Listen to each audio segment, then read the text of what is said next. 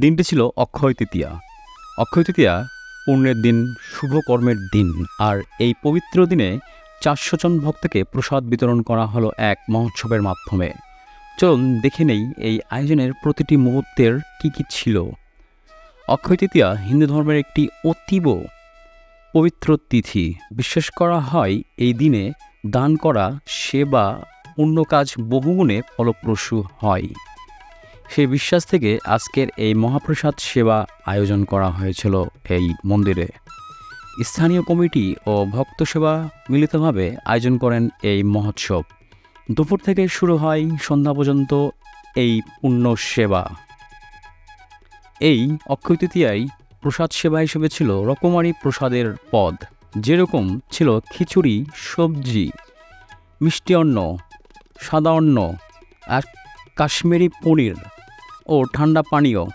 রান্না হয় বিশাল কড়াইয়ে সম্পূর্ণ সৎ এবং বিশুদ্ধভাবে। রান্না পরিবেশন ও সব কিছুই হয় স্বেচ্ছা আশ্রমে। ভক্তদের মুখে ছিল আনন্দের ঝলক। অনেকেই বলেন অক্ষয় তৃতীয়ায় এমন আয়োজন আগে দেখেননি। একজন বয়স্ক ভক্ত বলেন, এই প্রসাদ শুধু খাবার নয়, এটা ভগবান শ্রীকৃষ্ণের কৃপা। অক্ষয় তৃতীয়ার দিনে এমন মহাসেবা আমাদের সমাজে সহানুভূতি, ভক্তি ও একতার বার্তা দেয়। ধর্মীয় অনুষ্ঠান যে কেবল আচার নয়, তা সমাজের কল্যাণেও গুরুত্বপূর্ণ ভূমিকা রাখে। এই আয়োজন তার উৎকৃষ্ট উদাহরণ। আপনার এলাকায় এমন আয়োজন হয় কি? যদি এরকম আয়োজন হয়ে থাকে, অবশ্যই আমাদেরকে নিচের কমেন্টে জানিয়ে দিবেন এবং আপনার লোকেশনটা আমাদেরকে জানিয়ে দিবেন। এবং আমাদের এই মহাপ্রসাদ ভিডিওটি ভালো লাগলে অবশ্যই আপনারা ভিডিওতে লাইক এবং শেয়ার করবেন। এমন আরও ভিডিও পেতে আমাদের চ্যানেলটাও সাবস্ক্রাইব করে দেবেন। আজকের এই পবিত্র দিনে এবং পবিত্র ভিডিওতে আসুন আমরা সবাই মিলে মানব সেবা ও ভক্তি সেবায় উৎসর্গ করি নিজেদের শুভ অক্ষয় তৃতীয়াতে। জয় শ্রীকৃষ্ণ, জয় শুভ অক্ষয় তৃতীয়া। আমি এর সাথে আরও কিছু মাহাত্ম্য যোগ করতে যাচ্ছি। অক্ষয় তৃতীয়ার এই তিথিতে পুরী ধামে জগন্নাথ দেবের রথযাত্রা উপলক্ষে রথ নির্মাণ করা শুরু হয়। অক্ষয় শব্দের অর্থ হল যা ক্ষয়প্রাপ্ত হয় না।